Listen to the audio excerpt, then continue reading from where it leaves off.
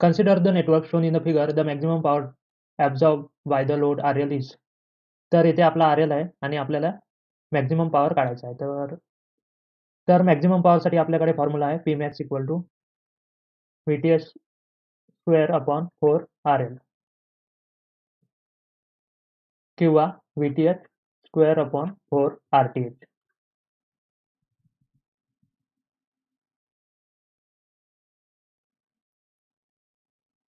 तर आपल्याला Pmax काढायचा आहे. आपण पहिले VTH काढू, नंतर RTH काढू आणि त्यानंतर या फॉर्म्युल्यात ठेवून देऊ त्यांना.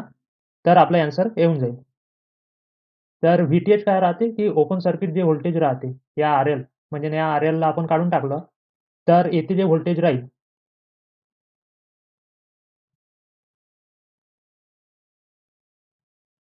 म्हणजे असं.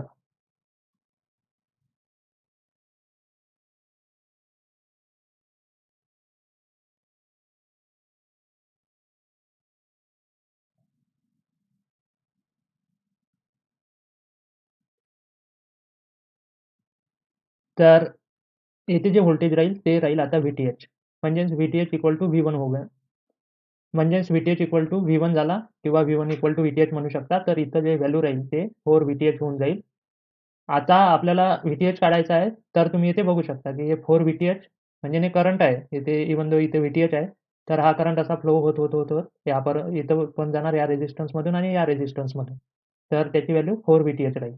तर इथे आपण प्लस मायनस करून घेऊ आणि हा जो करंट राहील तो 4 VTH इथून फ्लो होणार, 4 VTH इथून फ्लो होणार. तर बस आता आपल्याला VTH काढायचा आहे. म्हणजे या लूपमध्ये जर आपण KVL लावला तर आपल्याला VTH भेटून जाईल. तर पहिलं साइन घेऊ इथं -5 व्होल्ट प्लस 2 इंटू हा करंट 4 VTH आणि येथे V1 किंवा प्लस मायनसचा प्लस VTH इक्वल टू 0. तर हा 5 तिकडे घेऊन जाऊ आपण.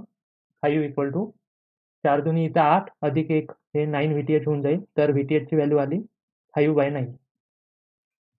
तर VTH आपल्याला भेटून गेला. आता राहिला RTH कसा काढायचा.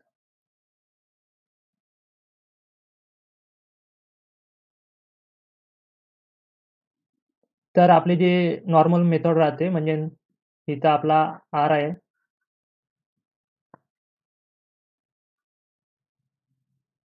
मग आपण याला शॉर्ट सर्किट करून घेतो आणि मग इथून पाहतो की RTH किती राहील. पण इथे जो डिपेंडंट सोर्स आहे त्यामुळे हे जे आहे ते अप्लाय होत नाही.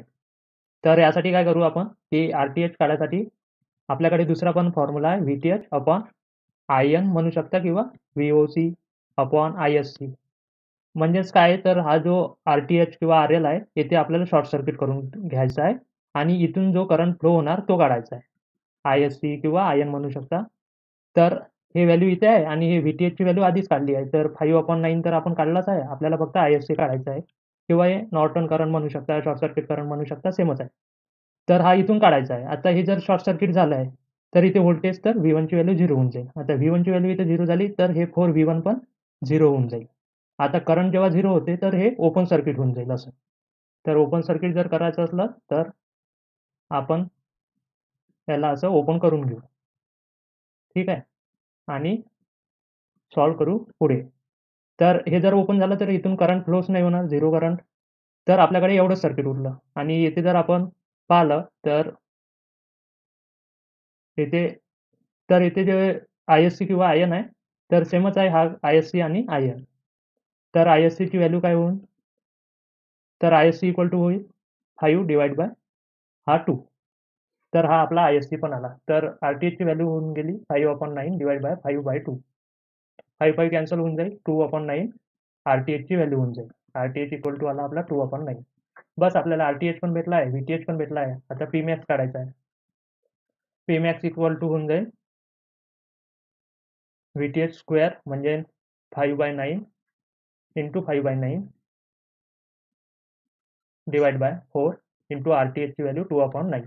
हा 9 इथे कॅन्सल झाला आणि आपल्याकडे व्हॅल्यू आली 25 डिवाइड बाय 4 दुनी 8 आणि हे 9 तिथे पण आहे.